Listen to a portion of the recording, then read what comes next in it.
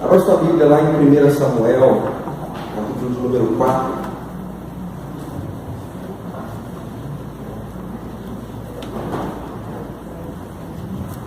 Quero dizer para você que aquele relógio está errado.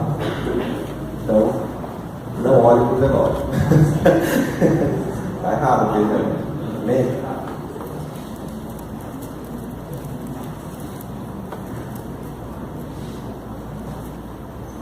Primeiro Samuel, capítulo 4, versículo 12. Sem som no teclado aqui.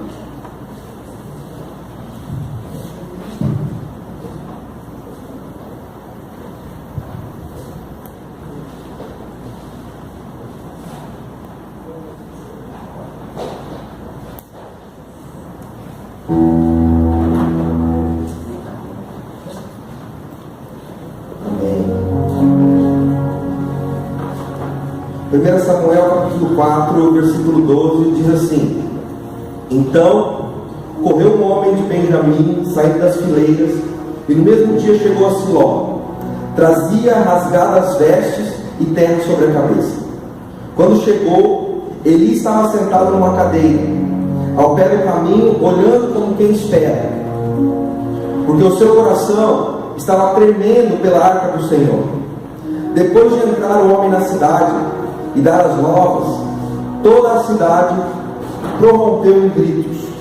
Eli, ouvindo os gritos, perguntou: Que alvoroço é esse? Então se apresentou o homem e, vindo, deu notícias a Eli. Era Eli da idade de 98 anos. Os seus olhos tinham cegado e já não podia ver. Disse o homem a Eli: Eu sou o que saí das fileiras e dela fugi, hoje mesmo. Perguntou Eli: Que sucedeu, meu filho? Então ele respondeu que trazia as novas. Israel fugiu de diante dos filisteus. Houve grande mortiço entre o povo. E também os teus 2 filhos, Ofni e Finéias, foram mortos. E a arca de Deus foi tomada. Ao fazerem menção da arca de Deus, caiu ele da cadeira para trás, junto ao portão, e quebrou-se o pescoço, e morreu, porque era já velho e pesado. E havia ele julgado a Israel 40 anos. Então sua nora, a mulher de Finéias, grávida e próxima ao parto, ouviu essas novas de que a arca de Deus fora tomada e que seu sogro e seu marido morreram. Encurvou-se e deu à luz, porquanto as dores lhe sobrevieram. Ao expirar, disseram as mulheres que a assistiam: Não temas, pois tiveste um filho, homem. Ela, porém, não respondeu, nem fez caso disso, mas chamou o menino de Icabode, dizendo: Foi-se a glória de Israel. Isso ela disse porque a arca de Deus fora tomada, e por causa do seu sogro e de seu marido. E falou mais: Foi-se a glória de Israel, pois foi tomada a arca de Deus. Amém? Feche seus olhos. Vamos falar com Deus. Senhor Jesus, nós te agradecemos pela tua palavra. Somos gratos, Pai, porque o Senhor já está aqui. Antes mesmo, Senhor, de nós nos achegarmos, antes mesmo, Pai, de nós imaginarmos o que poderia acontecer, o Senhor já tinha tudo preparado. O Senhor já tinha tudo programado em seu coração. Obrigado, Jesus, porque nesse momento nós vamos ouvir a tua palavra, Senhor, e eu peço que não seja eu falando aqui nessa noite, mas que seja o teu Espírito Santo falando através de mim. Que caia por terra, Senhor, toda distração. Que caia por terra, Pai, todo espírito maligno, Pai, que venha tentar acusar as pessoas aqui neste lugar. Que em nome de Jesus o teu nome seja glorificado, que o Senhor seja o centro aqui nessa noite. Que o Senhor tenha toda, Pai, liberdade, Pai, para mudar essa mensagem, para mudar os pontos dessa mensagem. O Senhor tem liberdade para curar pessoas, batizar pessoas. Espírito Santo de Deus, que o Senhor seja rei aqui neste lugar, em nome de Jesus. Você pode dizer amém? Amém. Suba incenso, dia e noite, noite, dia. Suba incenso, dia e noite, noite, dia. Suba incenso, dia e noite, noite, dia. Suba Sua excesso, dia e noite. Vamos declarar isso, levante suas mãos, diga. Sua excesso, dia e noite. Sua excesso, dia e noite. Para nós entendermos aquilo que nós acabamos de ler, nós precisamos entender os capítulos anteriores. Nós lemos o capítulo 4, mas nós precisamos entender o capítulo 1, capítulo 2 e capítulo 3. Então eu quero de forma rápida falar para vocês o que estava acontecendo. No capítulo 1 a Bíblia começa falando de um homem que se chamava Eucana. Esse homem ele tinha duas mulheres. Uma era Penina e outra era Ana. A Bíblia diz que Penina tinha filhos e Ana não tinha. Só que a Bíblia também diz que Eucana, ele amava mais Ana do que Penina, mesmo Ana sendo estéril, mesmo Ana não podendo gerar filhos. A Bíblia diz que Ana ela não conseguia oferecer sacrifícios. Quando eles subiam para sacrificar, a Bíblia diz que Ana não conseguia comer. Tamanha era a angústia que ela sentia por não poder gerar algo. É interessante que, em paralelo com essa história de Ana, a Bíblia diz também que existia um sacerdócio, Eli e seus dois filhos, Ofni e Finéias. E a Bíblia diz que esse sacerdócio estava corrompido. O capítulo 2, no versículo 12, diz assim: os filhos do sacerdote Eli eram filhos de Belial. A Bíblia diz que eles não estavam cumprindo os seus deveres de sacerdote. A Bíblia diz que eles estavam roubando aquilo que era de Deus. O que acontecia? As pessoas iam sacrificar, e depois que a gordura fosse queimada, o sacerdote tinha o direito de enfiar um garfo e pegar aquilo e levar para ele. Só que eles estavam fazendo isso antes da gordura queimar, antes do que era de Deus subir para Deus, antes do incenso que era de Deus subir para Deus.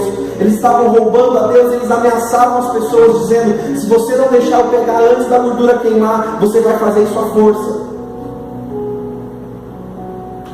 E o capítulo 1, no versículo 11, diz que Ana, que era estéril, ela entra no templo numa certa vez e começa a orar para que algo fosse gerado dentro dela.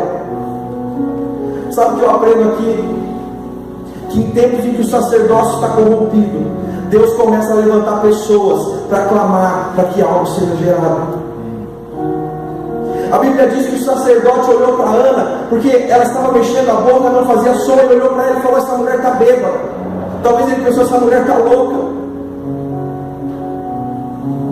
Quando Deus começa a gerar algo dentro de nós, quando Deus começa a colocar esse desejo por gerar algo, o sacerdócio corrompido vai olhar para você, vai olhar para mim e vai falar: vocês estão loucos, vocês estão radicais demais, vocês parecem que estão bêbados, parem com isso. Só que interessante, a resposta de Ana, ela olha para o sacerdote Eli e diz: eu não bebi, eu simplesmente estou derramando a minha alma diante do Senhor para que Ele comece a gerar algo dentro de mim.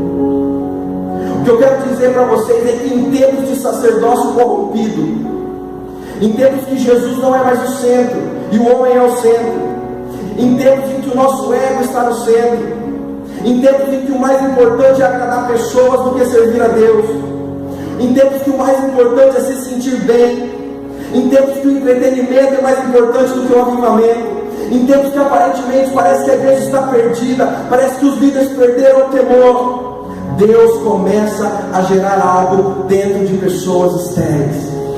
Deus começa a gerar algo dentro de pessoas que talvez aos olhos humanos aparentemente não podem gerar nada. Pessoas estéreis diz respeito a pessoas que não são capazes de gerar, pessoas que ninguém acredita, pessoas que são desprezadas. Aí Deus pega essa pessoa e começa a gerar algo dentro dela. Eu li um livro essa semana que diz que uma das marcas do avivamento é Deus começar a usar instrumentos comuns para realizar acontecimentos sobrenaturais. Eu vou mais além. Deus começa a usar instrumentos incapazes para realizar coisas sobrenaturais. Deus começa a usar instrumentos estéreis para começar a realizar coisas sobrenaturais. Ana, nessa oração que ela fez, ela prometeu ao Senhor que se Ele desse um filho para ela o entregaria na casa de Deus. E a Bíblia diz que assim que a criança foi desmamada, ela pegou o seu filho, que ela deu o nome de Samuel, e levou até o templo. Agora para pensar comigo. Com quantos anos mais ou menos uma criança é desmamada? 1 ano? 1 ano acho que muito, 1 ano e meio? No máximo 2 anos? É um bebê. O interessante é que Samuel, ele foi criado por Eli. Ele foi criado dentro da casa de Eli. Ou seja, Samuel teve a mesma criação que os filhos de Eli tiveram. Samuel viu as mesmas coisas que os filhos de Eli viram. Porém a Bíblia é clara em destacar a diferença. O capítulo 2, do versículo 12 diz, a gente já falou aqui, os filhos de Eli eram filhos de Belial. Só que o versículo 18 diz, Samuel ministrava perante o Senhor, sendo ainda menino. O versículo 22 diz, os filhos de Eli se deitavam com as mulheres na casa de Deus, e todo o povo falava mal a respeito deles. Sobre Samuel, a Bíblia diz que o menino Samuel continuava a crescer, sendo cada vez mais estimado pelo Senhor e pelo povo. Samuel estava deitado no santuário do Senhor, onde encontrava-se a arca de Deus. Eu quero dizer para você que o contexto que você vive não pode ser desculpa para o seu futuro. O contexto que você vive não pode ser desculpa para o futuro que você vai ter. Eu já ouvi muitas pessoas falando, ele bebe desse jeito porque o pai dele bebia desse jeito. Ele bate na mulher dele porque o pai dele batia na mulher dele. Ele é assim porque os seus pais foram isso, ou os seus pais foram aquilo. Isso aí, esse menino aí tem maldição hereditária. Todas essas coisas são verdadeiras, mas elas caem por terra quando nós estamos deitados no santuário do Senhor, diante da arca de Deus, que é a presença de Deus. Aleluia. A minha Bíblia diz lá em Isaías 53, a partir do verso 4, não precisa abrir. Certamente Ele tomou sobre si as nossas enfermidades, e sobre si levou as nossas doenças. Contudo, nós o consideramos castigado por Deus, por Ele atingido e afligido. Mas Ele foi transpassado por causa das nossas transgressões, foi esmagado por causa das nossas iniquidades, e o castigo que nos trouxe a paz estava sobre Ele, e pelas suas feridas nós fomos curados.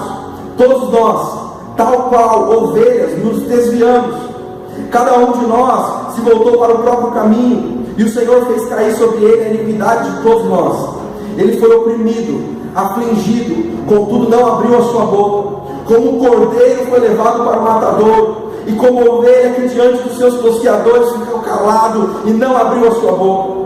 Contudo foi da vontade do Senhor esmagá-lo e fazê-lo sofrer. E embora o Senhor não faça da vida dele uma oferta pela culpa, ele verá sua prole e prolongará os seus dias, e a vontade do Senhor prosperará em sua mão. Depois do sofrimento de sua alma, ele verá a luz e ficará satisfeito.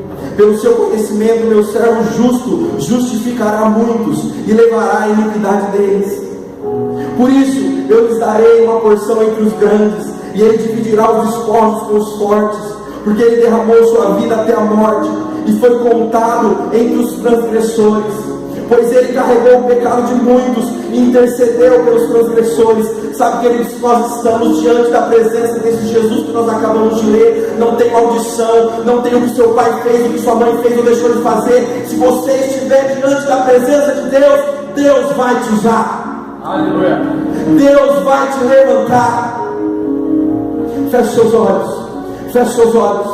Todo mundo fecha os olhos. Senhor Jesus, na autoridade do teu nome, eu quero quebrar toda maldição hereditária. Senhor Jesus, eu quero quebrar agora no reino espiritual tudo, Pai, que possa estar oprimindo a vida desse jovem que foi trazido ou feito pelos seus pais ou pelos seus avós, que caia por terra agora, em nome de Jesus, em nome de Jesus, em nome de Jesus.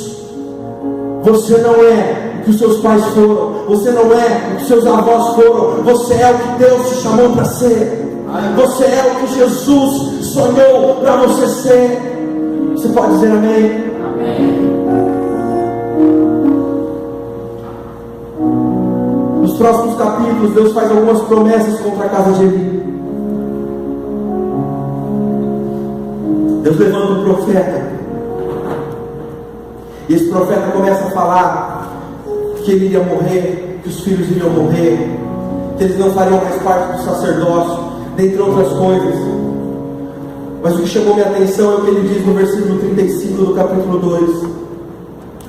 Ele diz assim: levantarei para mim um sacerdote fiel, que agirá de acordo com o meu coração e o meu pensamento. Edificarei firmemente a família dele, e ele ministrará sempre perante o meu rei ungido.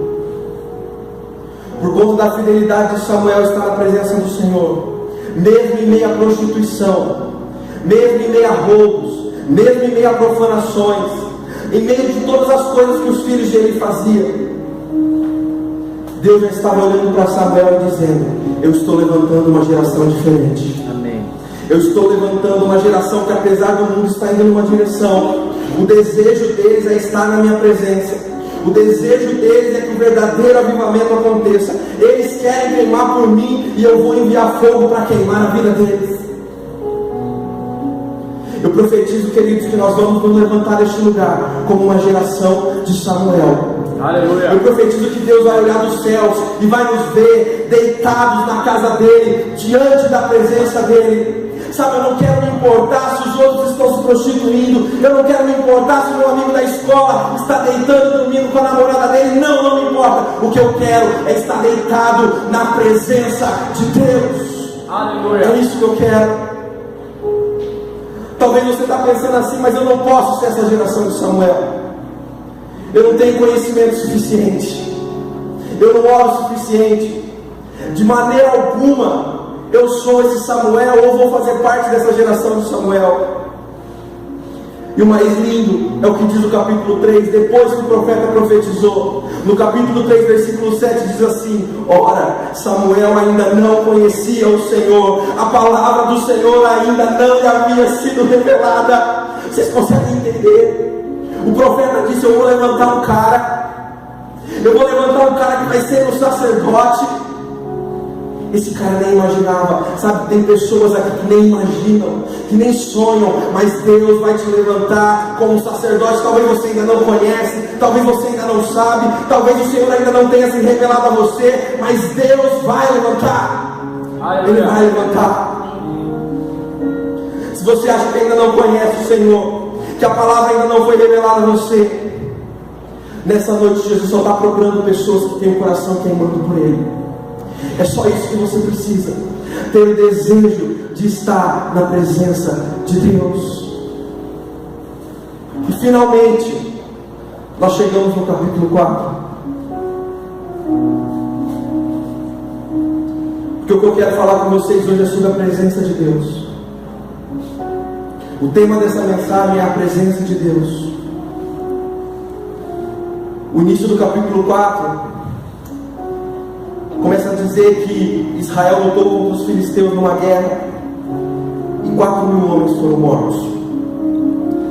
Depois de perder essa guerra, eles olham para os outros e falam: a gente perdeu a guerra, e agora o que a gente vai fazer? Aí alguém tem a ideia: já sei, vamos buscar a arca.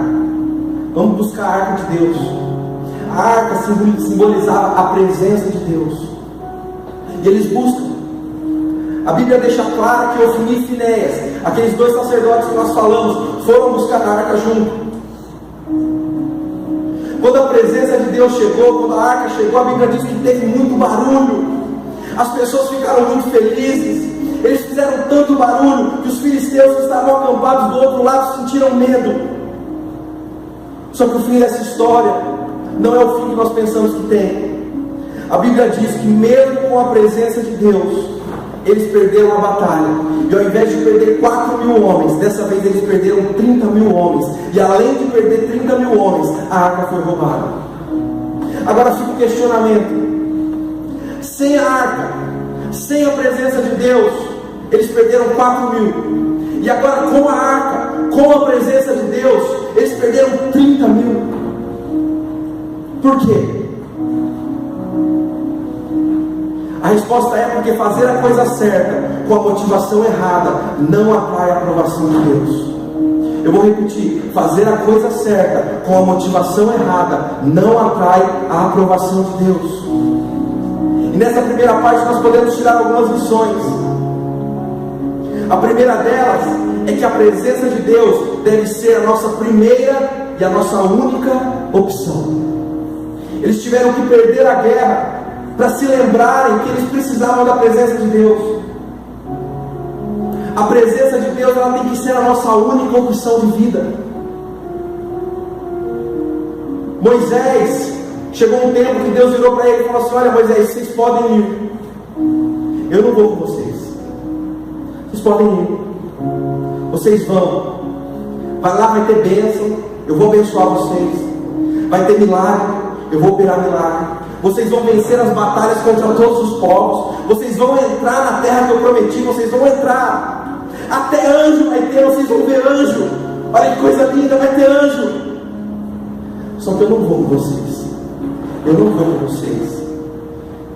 Moisés vira para Deus e fala: Senhor, se o Senhor não for conosco, nós não podemos sair daqui. Se o Senhor não estiver conosco, nós não podemos ir. Sabe, talvez se essa proposta fosse para nós hoje, Deus virasse para você e falava: olha, pode ir, eu vou te dar carro, vou te dar casa, vou te dar dinheiro, vou te dar tudo que você precisa, mas eu não vou, muitos de nós aceitaríamos. Eu vou te dar sucesso, eu vou te dar o que você precisar, mas eu não vou com você. Sabe, tem muita gente, querido, aceitando isso. Tem muita gente aceitando caminhar sem a presença de Deus.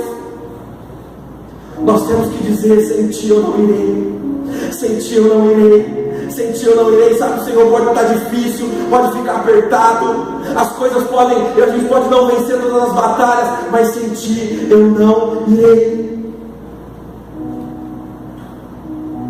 A segunda coisa é que após tentar vencer com a força do nosso braço e querer a presença do Senhor novamente, nós não devemos esperar que Ele nos abençoe. Como assim, Gustavo? Eu fui, tentei com a força do meu braço, agora eu voltei, eu quero a presença de Deus. Você não pode ter a expectativa de que Ele vai te abençoar. Sabe por quê? Porque Deus, Ele não tem a obrigação de fazer você vencer suas batalhas.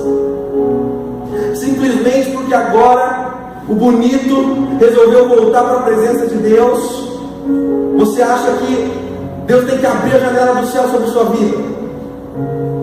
Nós não podemos fazer barganha com Deus. Foi o que esse povo fez. Nós não conseguimos com o nosso braço, vamos trazer a presença de Deus que agora vai dar certo. A presença de Deus sobre as nossas vidas atrai bênção, sim ou não? Sim, atrai. Mas esse não é o objetivo da presença de Deus nas nossas vidas. Esse não é o motivo. A presença de Deus sobre as nossas vidas não é para trazer dinheiro, não é para trazer sucesso, não é para trazer fama. Então, Gustavo, qual é o objetivo da presença de Deus nas nossas vidas? Abra sua Bíblia em Romanos 8.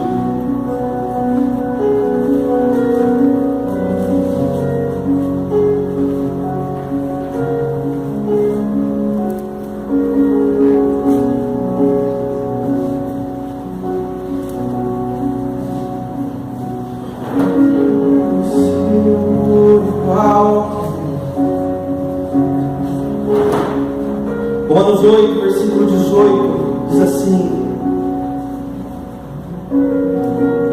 considero que os nossos sofrimentos atuais não podem ser comparados com a glória que em nós há de ser revelada.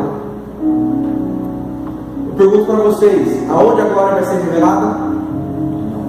Em nós. Quem é que revela a glória e a presença de Deus na terra? Somos nós. Por isso nós precisamos parar de pedir para Deus aquilo que Ele já enviou. Nós pedimos: Senhor, envia a tua glória, e Ele diz: eu já enviei. A glória está em vocês, só que vocês têm que colocar a glória para fora. Vocês precisam manifestar a glória. Jesus disse: o reino dos céus está dentro de vocês. E o verso 19 diz: a natureza criada aguarda com grande expectativa que os filhos de Deus sejam revelados, pois ela foi submetida à futilidade, não pela sua própria escolha, mas por causa da vontade daquele que a sujeitou, na esperança de que a própria natureza criada será libertada da escravidão, da decadência em que se encontra, para a liberdade da glória dos filhos de Deus. Nós carregamos a glória de Deus. Nós temos a presença de Deus, temos que pedir pela presença de Deus para que nós possamos suprir essa necessidade, porque a criação espera ansiosamente que os filhos de Deus manifestem a glória dele. É para isso.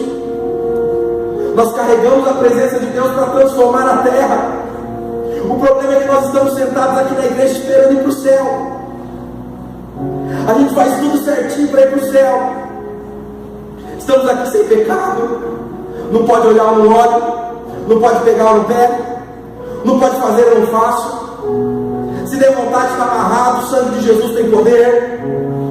E a terra está gritando: por favor, manifestem a glória. Por favor, alguém manifesta a glória. Por favor, eu espero ansiosamente que vocês, filhos de Deus, manifestem a glória. Façam alguma coisa. Façam alguma coisa. Queridos, há uma ardente expectativa na criação, esperando a manifestação dos filhos de Deus. E a gente está aqui esperando para ir para o céu. A gente está aqui sentado esperando para ir para o céu. E tem pessoas morrendo, e tem pessoas se matando. Tem pai matando filho, tem filho matando mãe, tem marido matando esposa, tem pessoas trancadas num quarto se drogando com depressão. Nós estamos aqui na igreja orando: Senhor, abençoa a terra, Senhor. Abençoa esse bairro, Senhor. Senhor, abençoa as pessoas que estão na boca de fumo. Sabe, querido, nós temos que parar de orar e nós temos que começar a ir até essas pessoas. Nós temos que começar a manifestar a glória de Deus lá fora. Nós temos que começar a fazer o uso da presença de Deus pelo que ela foi dada a nós, que é transformar a terra. Transformar a terra. Nós vamos de culto após culto, de sábado após sábado. Vamos encher a igreja. Vamos fazer evento, vamos fazer acampamento, vamos fazer congresso, e vamos fazer, e vamos fazer, e vamos fazer. Não foi para isso que Deus colocou a presença dele em nós. A presença dele está em nós, para que através de nós o mundo seja transformado. Para que através de nós a criação seja transformada. Existe uma história muito conhecida de dois jovens moravianos. E esses jovens, eles ficaram sabendo que existia uma ilha onde o dono da ilha era ateu. E nessa ilha tinha aproximadamente 2.000 escravos. Escravos que iriam viver e morrer nessa ilha sem terem ouvido falar do amor de Jesus. Então esses jovens, eles fazem contato com o dono da ilha, para que o dono da ilha permitisse que eles fossem até a ilha como missionários. E a resposta do dono da ilha foi a seguinte: nenhum pregador vai vir aqui falar dessas coisas sem sentido. E a história diz que eles voltaram a orar, voltaram a buscar o Senhor. E eles falaram: a gente vai com outra proposta agora. E eles mandam para ele falando assim: e se nós formos como escravos para sempre? O dono da ilha aceita a proposta, mas diz para eles: nós não vamos pagar a despesa de vocês nem nada. Nós não vamos pagar nada, vocês venham por custo de vocês. No dia que eles estavam no porto, os irmãos ali que oravam com eles estavam chorando, muita tristeza, até porque esses dois jovens não voltariam mais. Eles estavam se entregando como escravo pela vida de 2.000 pessoas que estavam lá e iriam morrer sem ouvir falar de Jesus. As últimas palavras desses dois jovens que têm se ouvido e que têm registrado na história é o seguinte: que o cordeiro que foi imolado receba a recompensa do seu sofrimento. Que o cordeiro que foi morto, que o cordeiro que foi moído receba a recompensa do seu sofrimento. Sabe, queridos, eu penso que o coração deles queimava por Jesus. Eu imagino que talvez eles não estavam dizendo, mas talvez eles estavam gritando isso: que o cordeiro receba a recompensa do teu sacrifício. Que o cordeiro receba o prêmio do seu sofrimento.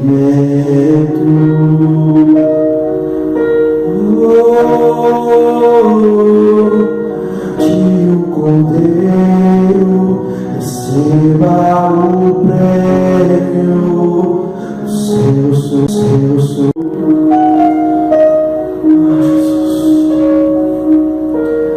que o correio receba o prêmio do seu sofrimento. Esses jovens se entregaram por amor a Jesus, para que o cordeiro recebesse a recompensa. E sabe, hoje, se o culto demora um pouquinho mais para terminar, já decidi contigo.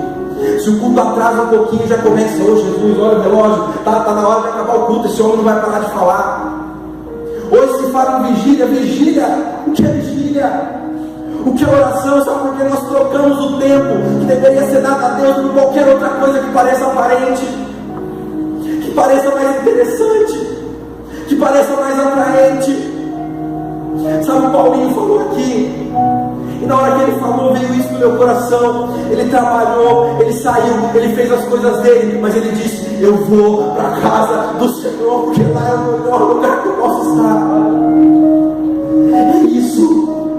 É isso. Nós precisamos ter a consciência de que Deus quer levantar uma geração para fazer a diferença. Será que você está disposto a sacrificar os seus sonhos? Será que eu estou disposto a sacrificar as minhas vontades, sacrificar os meus desejos? Será que nós estamos dispostos? O problema é que nós estamos fazendo o que Jesus disse lá em Lucas 15.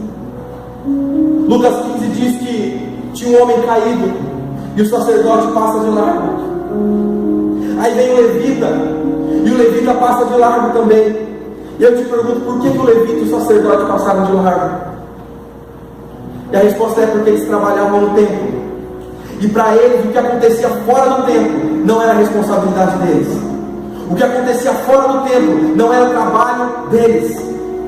E aí passa um samaritano, e o samaritano pega, ajuda o homem, pega, coloca ele no cavalo, leva ele para um lugar e fala: olha, cuida dele, se ele precisar de alguma coisa na volta, eu pago e acerto tudo.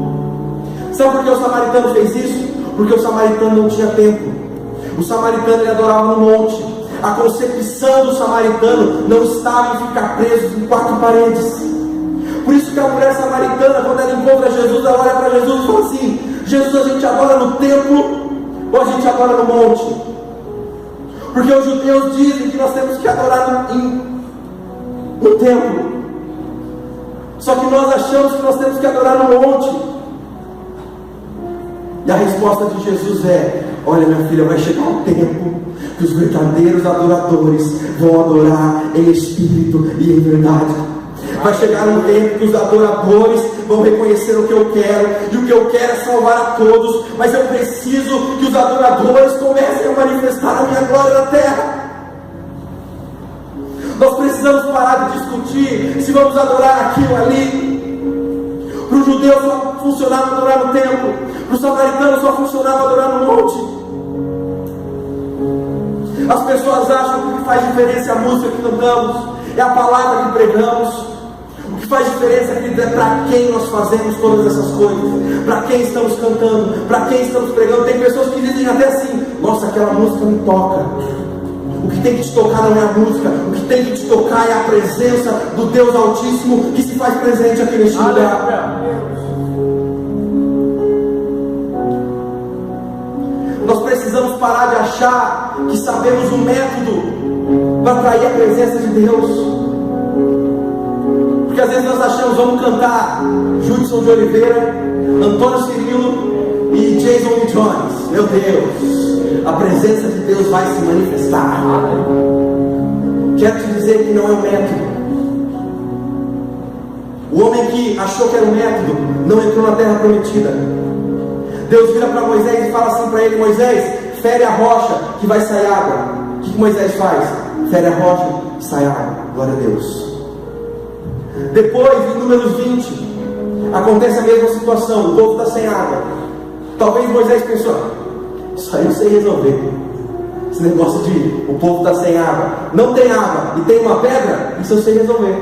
Mas eu vou consultar a Deus só para ver. E aí ele vai falar com Deus. Deus fala assim para ele: Moisés, fala para a rocha. Só que ele não deu ouvido. Ele Ele falou: isso aí eu já sei. O que ele fez? Bateu. Não é os nossos métodos, não é o que nós achamos que nós sabemos que vai fazer o milagre acontecer. Não são as nossas concepções, não são os nossos conceitos, não são as músicas, não é a palavra, não é o pregador, não é o ministro. É obedecer aquilo que Deus manda a gente falar, fazer. Se é para bater, a gente bate. Se é para falar, a gente fala. Se é para chutar a pedra, a gente chuta. Se não é para fazer nada, a gente não faz nada, a gente fica parado. Mas nós temos que entender que não é o método, não é o meio. É a presença dele manifesta em nós. É a presença dele que nós temos que colocar para fora. E agora vocês vão entender a revelação. Abra sua Bíblia em 2 Coríntios capítulo 3.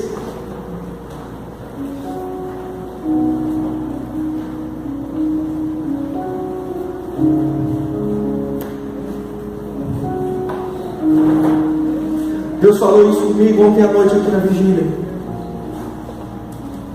Estava aqui sentado no início da vigília, e esse texto eu já tinha preparado boa parte da mensagem. Esse texto veio ao meu coração. Eu falei: Jesus, não é possível. Aí eu sentei ali na escada e fiquei lendo. Falei: heresia, isso aqui é loucura, isso aqui é heresia. Olha o que diz 2 Coríntios 3,13: e não somos como Moisés, que põe um véu sobre a face, para que os filhos de Israel não atentassem na terminação do que se desvanecia. Mas os sentidos dele se embotaram. Pois até o dia de hoje, quando fazem leitura da antiga aliança, o mesmo véu permanece, não lhe sendo revelado que em Cristo é removido. Mas até hoje, quando é lido Moisés, o véu está posto sobre o coração deles. Quando, porém, algum deles se converte ao Senhor, o véu lhe é retirado. Ora, o Senhor é Espírito, e onde está o Espírito do Senhor, aí é liberdade. E todos nós, com o rosto desvendado, contemplando como por espelho a glória do Senhor, somos transformados de glória em glória na sua própria imagem, como pelo Senhor o Espírito. Essa passagem fala que Moisés estava cobrindo o rosto. Só para você entender rapidamente, Moisés subiu ao monte, e quando ele desceu, o seu rosto estava resplandecendo. Só que ele viu que a glória se apagava. E Paulo diz isso aqui, que ele colocou um véu para esconder aquilo que se desvanecia. Então ele queria esconder das pessoas que a glória do seu rosto estava se ofuscando. Então ele colocava um véu. Só que aí ele subia ao monte, e Deus dava mais uma carga de glória para ele, e ele voltava brilhando sem o véu. Só que ele via que começava a se apagar, e aí ele colocava o véu de novo. As pessoas não podem ver que a glória está se apagando. Eu disse isso esses dias, não sei quando, que a santidade, ela não foi feita para ser mostrada. A santidade, queridos, ela foi feita para ser vivida. Aquilo que seu coração quiser mostrar, esconda. E aquilo que seu coração quiser esconder, exponha. Porque enganoso é o coração do homem. Agora o mais lindo é o verso 18. Vamos ler de novo. E todos nós, com o rosto desvendado, contemplando como por espelho a glória do Senhor, somos transformados de glória em glória. Agora eu te pergunto: quem é que manifesta a glória do Senhor? Romanos 8 diz que quem manifesta a glória do Senhor somos nós. Olha para a pessoa do seu lado. Olha para a pessoa do seu lado. Se ela estiver colocando a glória que está nela para fora, você vai olhar para ela e vai ser transformado. Olha para a pessoa que está do teu lado. Olha para a pessoa que está do teu lado. Se ela está fazendo o que Romanos 8 diz para ela fazer, que é colocar a glória de Deus para fora, você vai olhar para ela e você vai começar a ser transformado de glória em glória, até ficar a imagem e semelhança de Deus.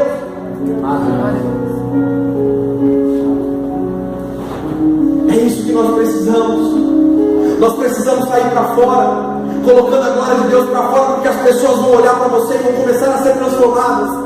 As pessoas vão olhar para você e vão falar: cara, olha essa glória, e vão começar a ser transformadas, porque é o que a palavra de Deus diz, e a palavra de Deus não mente. A palavra de Deus não mente.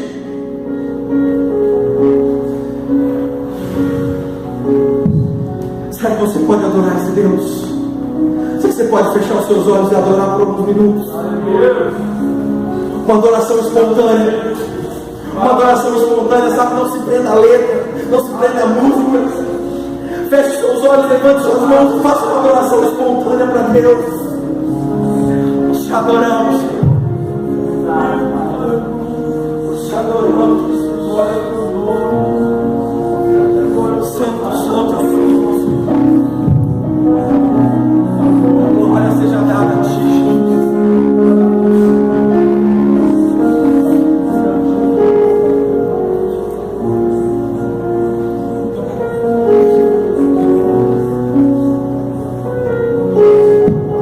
Terminando.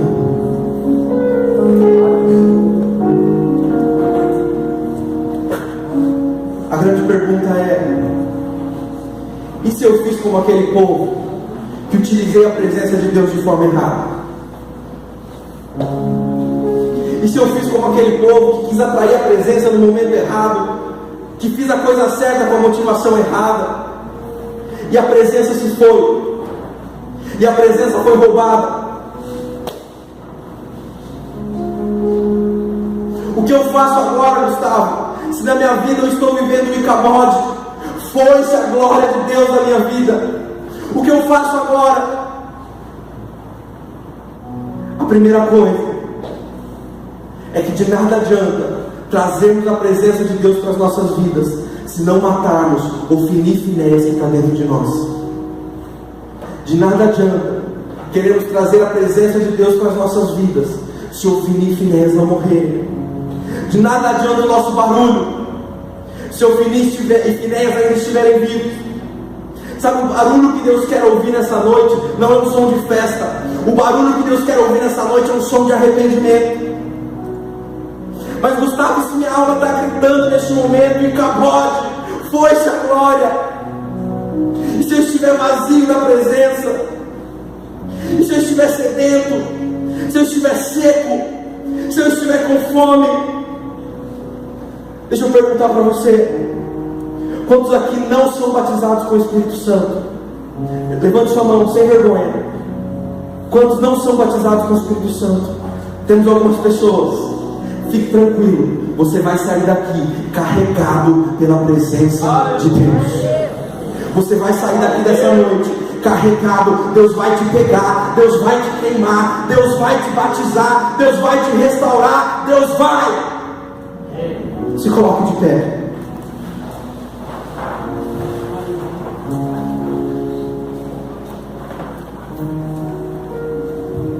Só existe uma forma da presença de Deus vir sobre as nossas vidas novamente, e a única forma é quando ela se vai. A presença de Deus só vem sobre as nossas vidas novamente quando ela se vai. Vocês sabem por que não se fala mais de batismo com o Espírito Santo? Vocês sabem por que não se prega mais sobre coisas espirituais? Vocês sabem por que não se prega mais sobre coisas sobrenaturais? Vocês sabem por que os nossos púlpitos estão cheios de autoajuda, de coaching? 5 passos para você ser feliz, 10 passos para a prosperidade, 20 formas de vencer a depressão, 50 maneiras de ter uma semana boa. Sabe por quê? Porque nós estamos preparando uma igreja para ficar na terra. Sabe, querido, eu não fui chamado para preparar uma igreja para ficar na terra. O meu chamado é para preparar uma igreja que vai subir aos céus e vai se encontrar com o Senhor.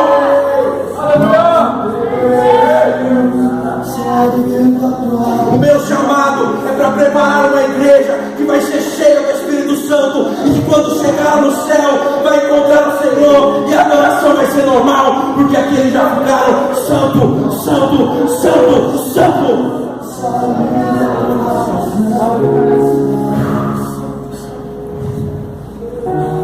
Nós podemos cantar músicas diferentes, ter ministrações diferentes, mas a centralidade é Cristo. Se a centralidade não for Cristo, não é Evangelho.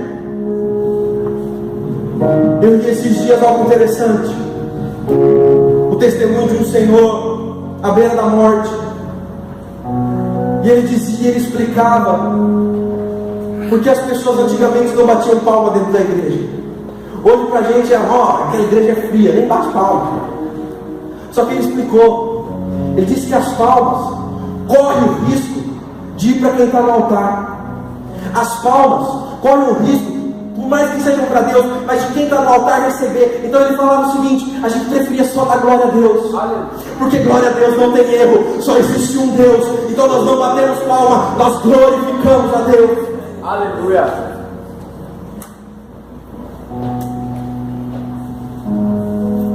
Quando a presença de Deus vem, nós não nos importamos por aquilo que Ele pode fazer por nós, mas nós nos importamos por aquilo que Ele já fez. Se você está vindo neste lugar, querido, para barganhar com Deus, você está perdido. Deus não tem obrigação de te dar um emprego melhor e nem de te abençoar. Dizer que o objetivo de Jesus ter vindo à terra é simplesmente para abençoar o homem e fazer o homem ter uma vida boa, isso não é evangelho. Isso não é evangelho. A Bíblia diz que Ele veio revelar um Pai. Jesus veio para te redimir. Jesus veio para te livrar das mãos de um Deus furioso. Jesus veio para te salvar. Desde o início do culto, a América está ministrando isso. Jesus veio para te salvar. Aleluia. Quando a presença de Deus vem sobre nós, milagres acontecem, curas acontecem, coisas sobrenaturais acontecem. O cego começa a ver, o surdo começa a ouvir, o mudo começa a falar. Mas sabe o que é mais interessante? Nada dessas coisas consegue ofuscar a presença de Deus. Pessoas vão ser curadas, pessoas vão ser transformadas, mas o mais importante vai ser a presença de Deus. Aleluia. Os discípulos, enquanto estavam sem o Espírito Santo, eles nada fizeram. Mas quando o Espírito Santo veio sobre eles, 3.000 pessoas se converteram.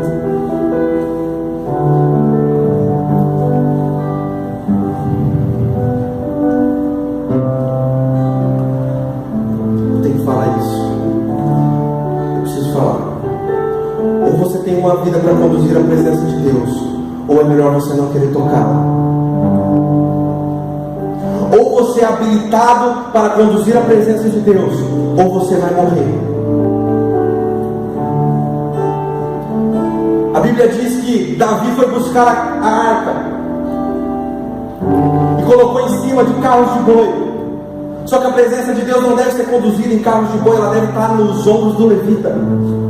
E a Bíblia diz que o negócio balançou e Uzá foi colocar a mão para segurar. Uzá foi tentar ajudar. Ele foi com a intenção: eu não vou deixar a arca cair, vou segurar.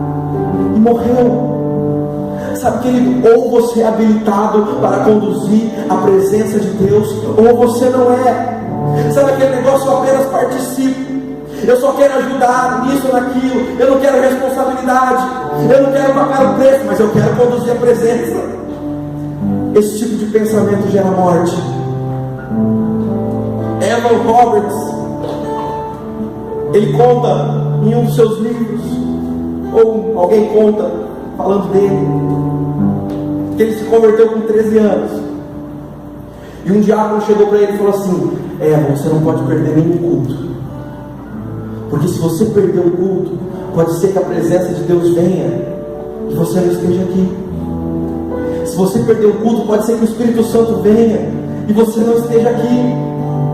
E isso foi o start para Evan Roberts puxar o maior avivamento do país de Gales. Nós precisamos ter essa expectativa nos nossos corações. Nós precisamos chegar aqui neste lugar assim: será que é hoje? Será que é hoje que Ele vem? Será que é hoje que eu vou sair daqui pegando fogo? Será que é hoje que o Espírito Santo vai nos visitar? Será que é hoje? Se não for hoje, no próximo culto, será que é hoje? Será que é hoje que Ele vem? Será que é hoje? Você está preparado para morrer? Você está preparado para morrer? Você está preparado para entregar tudo? Porque quando o reino espiritual toca o reino natural, coisas sobrenaturais começam a acontecer. Quando Deus vai falar com o povo, a Bíblia diz que o monte começa a fumegar, começa a subir fumaça, o monte começa a tremer, começa a ter barulho de trombetas,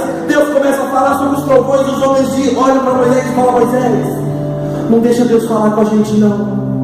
Não deixa Deus falar com a gente não. Fala você.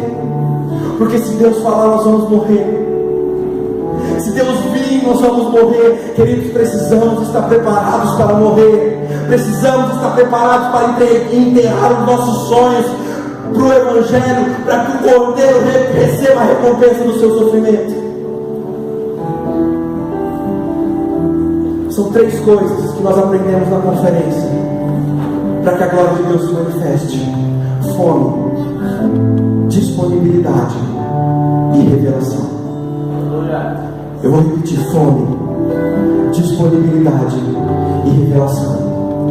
Se você chegou aqui nessa noite com fome, disponível e com revelação de quem Deus é para você, com revelação do que a presença de Deus significa, e se você não tinha, você acabou de receber o que é a presença de Deus para você.